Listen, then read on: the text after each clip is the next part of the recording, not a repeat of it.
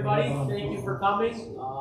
Taylor Botar, Alex Hess from Bartonville Judas, and this is the rest of the Bridgeport area to be sewered. And we're proposing this project because there's infrastructure money out for the federal government and the state government, which goes to the federal government, to help with these type of projects. This project we had done before COVID. COVID's held it up. It was about a $12–14 million project, and now we're up to almost 21. So the more we wait, the bigger the price tag is going to get. So I'll let these guys do their presentation, and if you have any questions, ask during the presentation, and we'll be around afterwards for any questions. Thanks so much, John. Again, I'm Taylor Botar with Bartonville Judas. This is Alex Hess, my coworker. We did give this presentation on Zoom 2 weeks ago, I believe. It is on the town's website. Because we're outside, we didn't think we'd be able to see from the projector too well, so we're just handing out the PowerPoint. I'm going to talk from it as we go through the slides. So as the supervisor mentioned, we did the initial study on looking at this area. I think it's 2015. We've been waiting till the funding. The funding sources have had enough money so we can make this affordable to the residents. Of course, now we're kind of battling inflation at the same time. So there's a few steps that we were hoping to get through soon so that we can be eligible for that funding. I'll go through that later in this presentation. So just starting with the first slide, I'll kind of show where we're at here. Project drivers, things that I'm sure you folks are familiar with. The first being aging, maybe non-compliant septic systems. I know you guys are aware, historically, the houses along the lake, maybe going back to the 50s, were seasonal camps. Septic systems that wouldn't be compliant in today's day and age. Those have since been converted, for the most part, into year-round homes. So there could be some septic systems that are non-compliant, along with small lot sizes. I mentioned the year-round homes, and then the burden of a high seasonal groundwater table that could be impacting the ability of those septic tanks to be functioning properly. With that, there is a potential public health risk to nearby lakeshore residents, as well as environmental risk to Oneida Lake's water quality. So those are our main core drivers, things that we're going to be pitching to the funding agencies to show them why there's a need for this kind of a project. The proposed service areas, so our next slide here, you do have it on the map, and hopefully you saw that on the flyer that we did mail out. Generally speaking, we're looking at the lakeshore area between Lucas Drive and Bushnell Shore Road. There is sewers on opposite ends between the Bridgeport Sewer District, which is actually this purple shaded area, and then the West Sullivan Sewer District just extending to my right here. With the Bridgeport Sewer District, you can see this red line going down Route 31. Bridgeport went in about 2015. I think we wrapped up construction. There was what we call a force main, a 12-inch force main with pump flow going down 31 to the West Sullivan system down there in Lakeport. Now we're looking at, for this area, which we're calling the Bridgeport Sewer District extension number 1.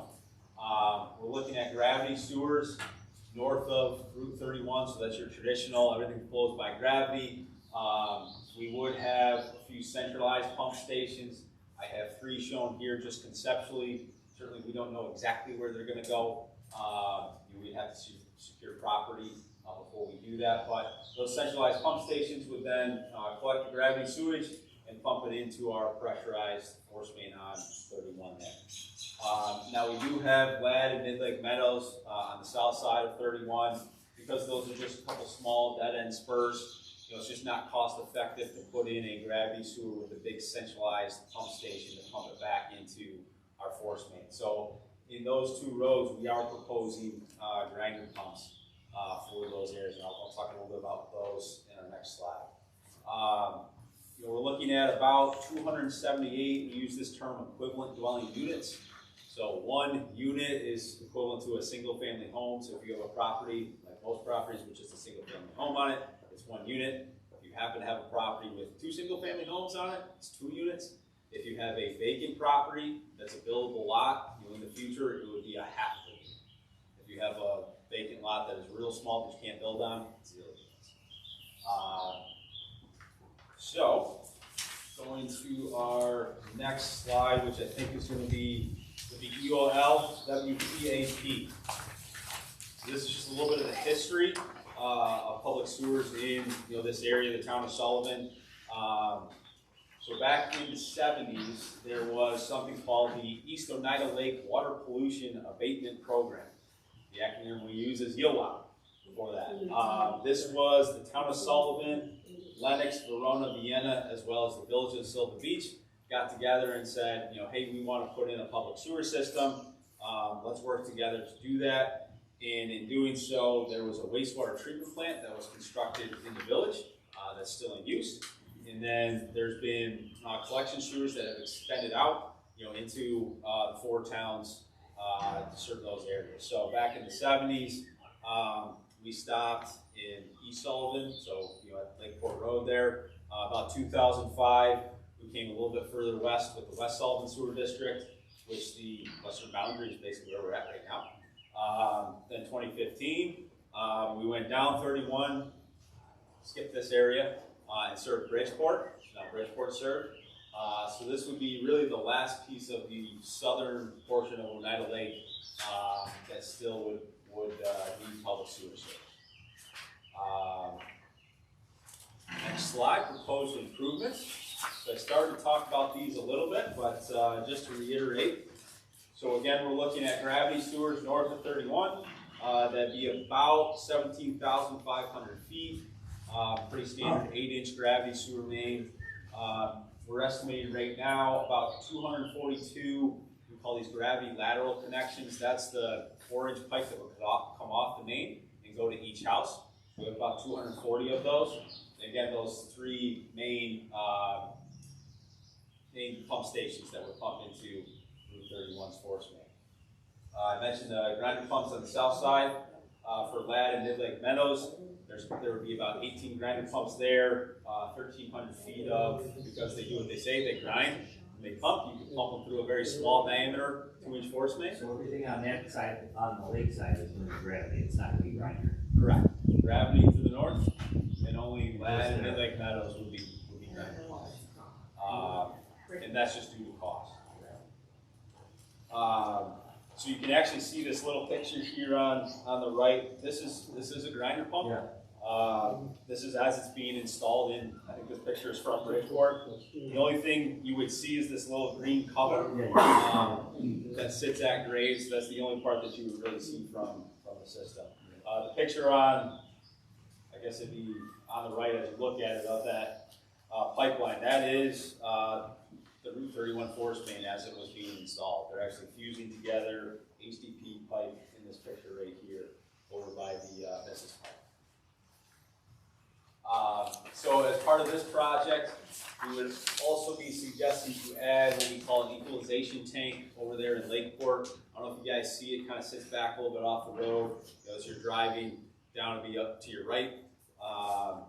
This tank, you should flip your slides here. This blue tank here, that's the existing West Sullivan tank. We look to add a second tank, and the reason we do that is, with sewer flows anywhere, there's going to be highs and lows. What these tanks do, equalization, they help balance those peaks out, so we have a nice consistent flow, and we're not overloading those downstream sewers. So we would look to add pretty much just a redundant tank, a second one right next to it, on the existing site that the town already owns. Next slide, still under proposed improvements.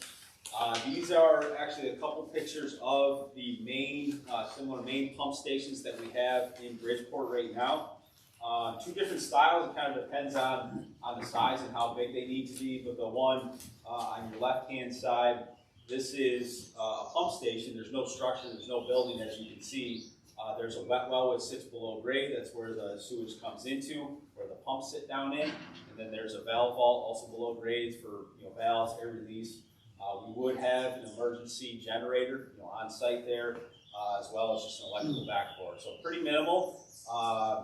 Now on the right hand side, this is also in Bridgeport, back behind the fire hall. This was a bigger station. It was like the main pump station, as pumping down 31 here. So because of this size, a little bit bigger, we did go with the building for this station. We went with a simple, block architecture.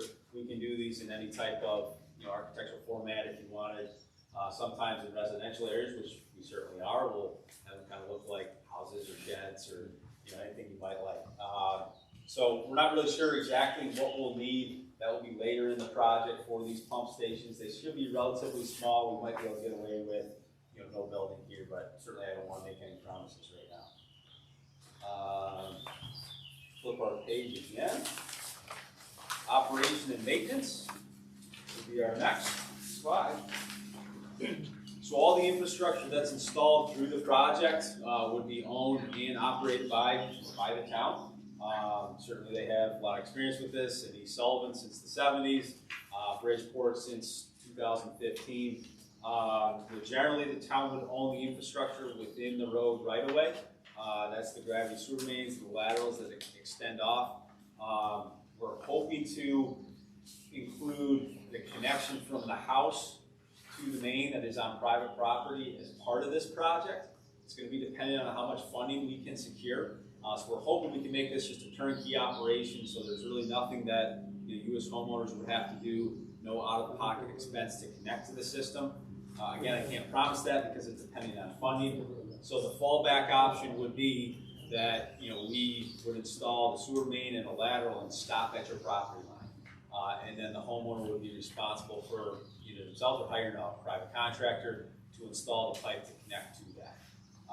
Certainly that will be different for every property depending on how far away it is from the road. But generally speaking, with gravity systems, they are relatively maintenance-free. There might be some routine flushing, repairs. Certainly with the main pumping stations, now we have mechanical, electrical equipment. Those things, I can guarantee they will break at some point in time and will have to be repaired. With the grinder pumps, in Bridgeport, I'll use that as an example. Again, the town does own and operate those grinder pumps. They are typically located on private property. We would secure an easement so that the town had access to them. The town has maintained over 500 of these right now in Bridgeport.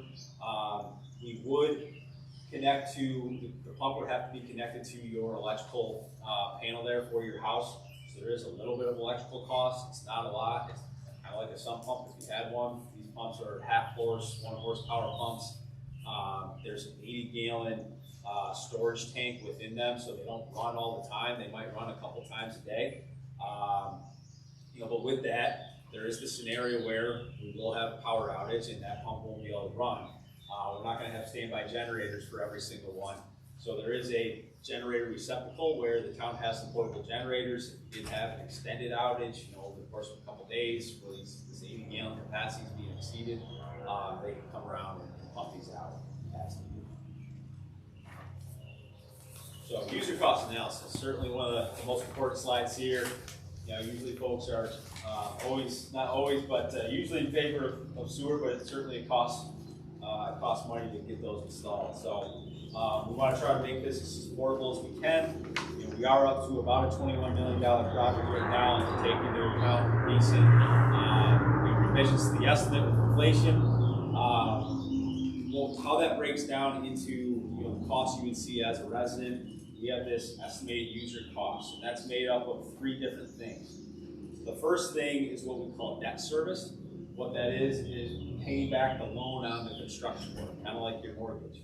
We're hoping to get a lot of grants for the project, but 100% grant funding is not something that is available today. So there's always a balance that we have to finance through some type of loan. That's what that debt service is. There's estimated town operation maintenance, as we just described. We're estimating about $130 per year. And then what we're calling a treatment and transmission cost. So this is actually coming from Sylvan Beach, because the village of Sylvan Beach treats the sewage at their plant, as well as they maintain some of the main pump stations and interceptors downstream of this system. They have this treatment and transmission cost, which we're estimating at about $325 per year. So that gets us to a total annual cost $1,130 per unit. That's everything, construction, and your operation and maintenance. This does assume some grant funding from a few different different programs, and I'll get to that slide, I think next year. Yes. So turning the page, potential funding. We're listing out a few of the programs that are available right now. Certainly we've been hearing a lot about last year's, in the fall, the federal infrastructure bill. That money is just starting to filter out, to the states, and certainly we want to be in a position to secure that. But starting off, there's in place right now something called the New York State Water Infrastructure Improvement Act grant. WIA is the term we use. So this program provides up to the lesser of $5 million or 25% of your total project cost. So that's one of our very common programs that we use for this type of project. Also with New York State, we have New York State EFC, so that's the Environmental Facilities Corporation. That's the state's financing funding arm for water and sewer projects. They have something called the Clean Water State Revolving Fund. They actually get a lot of money from EPA, filters down to EFC, and through this fund they're able to offer AAA market rate or subsidized loans. The financing is based on project score as well as financial needs. So what we've done already, and we'll continue to update with the funding agencies, is you submit the project or report to EFC. They score it based on things like water quality, things like financial need, and they rank that project and score against all the other sewer projects they have in the state. And depending on where you fall in that ranking, depending on a few other metrics, how much money they have available to them in a given year, depends on how much financing, subsidized financing you can qualify for this project. Another program that we've used is USDA Rural Development. So they offer market rate or subsidized loans and grant funding. Their funding is typically 38 years. Town would probably qualify for an intermediate rate. This would be a subsidized loan. So for the Bridgeport project, just as an example, we had a rural development grant, and then the balance of the project cost was financed through EFC. So we're able to mix and match these programs, whatever fits best to make it most affordable to you as the residents. And again, we have this Infrastructure Investment and Jobs Act that just got passed this fall. It does take time for the money to filter from the federal government to the state. The state has said they have just shy of, I think, an extra $500 million this year for water and sewer projects. That is going to be similar for the next 5 years. So that's why we're saying we really want to position this project so that hopefully we can secure some of that money and drive it into our local community here. Now what's next? The next slide here. So we're really in the planning stages of the project. We're really in the first step. We've done the engineering report, which is where we came up with this concept. There's 3 critical components that we're hoping to get through this year.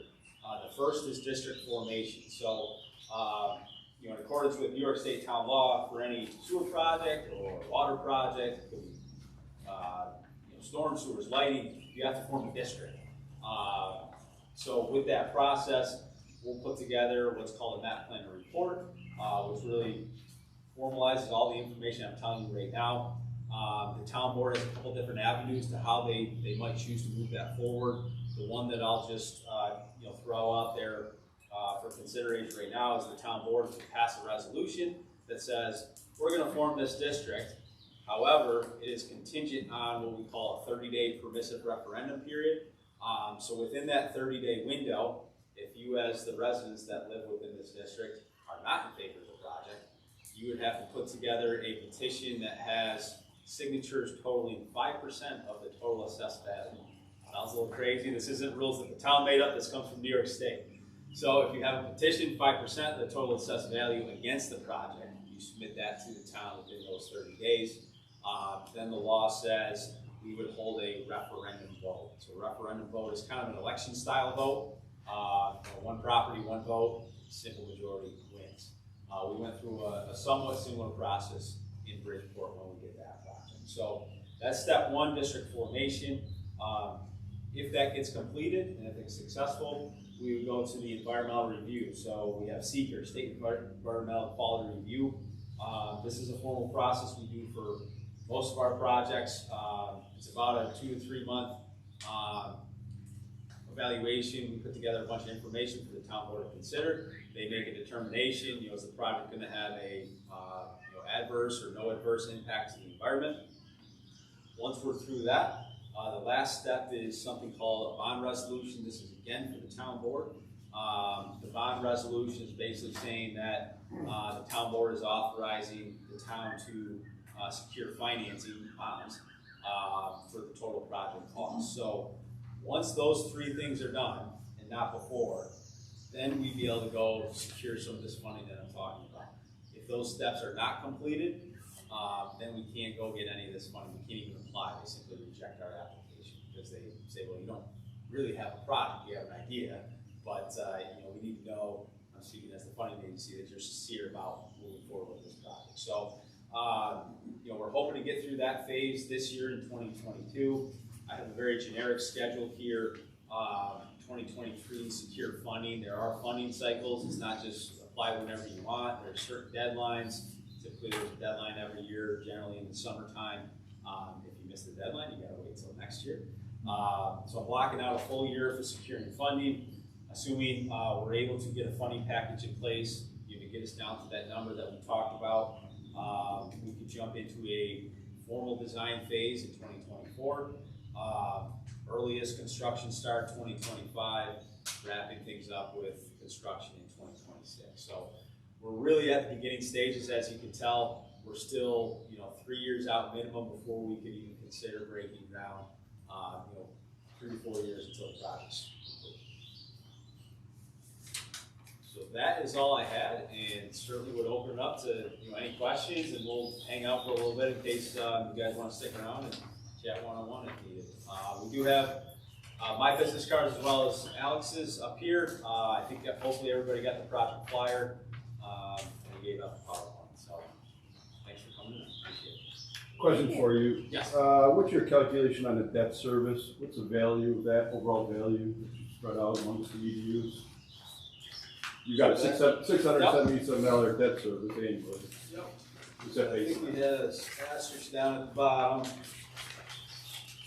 So we were assuming a grant, USDA grant of about 50%. We had grant about 25%, and then a 38-year intermediate rate RD loan. So we're assuming that the grant, both grants would be just non-reimbursed, correct? Or not, or reimbursed? Nope, they're not. So once it's a grant, it's just money off the top. Right. Yes. Yes. So you're trying to finance half of the 21 million. About $5 million bucks, right? Yeah, and what we did, this 1130 number that we came up with, there is a basis for it. We weren't just picking grant dollars out of the sky. Rural development, they have something they kind of call a target service charge. Yep. So that's based off of median household income. They had told us, well, generally speaking, take 2% of the median household income. That would be the target service charge, the amount of funding we would give you to get you down to that level. That was where that number, the 1130, came from.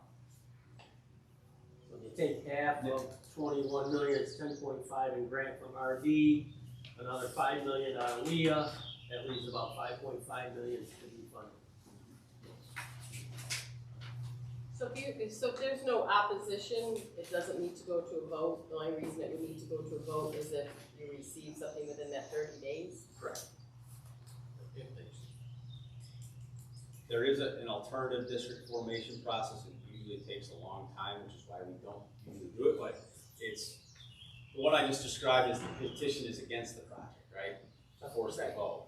There's another process where the petition would be in favor of the project. So in that scenario, the petition, it would have to be 51% of the total assessed value in favor of the project. That gets submitted to the town board, and then the district is formed. So because we have a pretty large area, a lot of people, like trying to get that many signatures is difficult. Sometimes for some smaller districts, it's usually an avenue that we'll look to use because it's simply easier. But those are the two district formation classes. Yes, sir. Assuming, we went along based on your time schedule, what would be the first year that estimated annual cost of $1,130 It would be at 26, 27, right in that range, after the project's completed, so. completion? Right, so once people are able to start hooking up to the system, you have the sewers in use, or available to you, then that's what I'm charged without Yeah. using it. Not pay it, you don't use it. Yes, If you don't get money for people to, for us to hook up, what's the average cost to put the 80 we have to put a new 80-gallon tank in, right? Like our septic systems are like 200 gallons, so that's gone. right. Are you north of Route 31 where the gravity sewers are? I am north, yeah. Okay. So that would just be, you have a pipe that goes to your septic tank right now. Yep. So you would have to have a contractor cut into that pipe and redirect it to the sewer main. Okay, just a pipe. Just a pipe, no tank. You would have to decommission the septic tank, and all that really is pumping it out and filling it up so that it doesn't cave in the future. Now, how about like my neighbor here, his goes out the front, sorry Jeff. His goes out the front, Towards the lake. towards the lake, Yep. so now how does he work that? Yeah, so what we did in Bridgeport, we went to every single house. I did a lot of it myself. Spent multiple summers doing it. We actually met with every homeowner to look at everybody's septic system, see where the laterals are going, so that what we put into place, everybody could connect to. So I know we're going to run into some unique scenarios. Some people might go out the front or the back. Right. So the he depths are goes gonna like vary. around the corner and up his driveway to the main road? Potentially, yes, Probably. if the main's up there. There was some discussion at our last meeting about, well, what if we put the main in the front? Because Yeah, everybody's septic tanks are out the front. And, certainly it's something that we will look at in that design phase. yeah, I just can't say for sure it's gonna make sense, because there could be obstructions, there's all Could kinds of be. things. Well, you've got people on the other side of the street too. Exactly, Yeah. right. could like he and I hook together, because he would potentially come like right next to me. We going up. typically would recommend keeping separate pipes. Even though you guys might get along, your next two neighbors. We get along, but I'll show you a couple of neighbors that have shared driveways that got, I know. at one time. I know typically, but that's not possible, right? No. No, so I have to stay on my property essentially, if he has to stay on his property. Generally speaking, yeah. Okay, gotcha, all right, that's just making sure. I would share it with you, Jeff.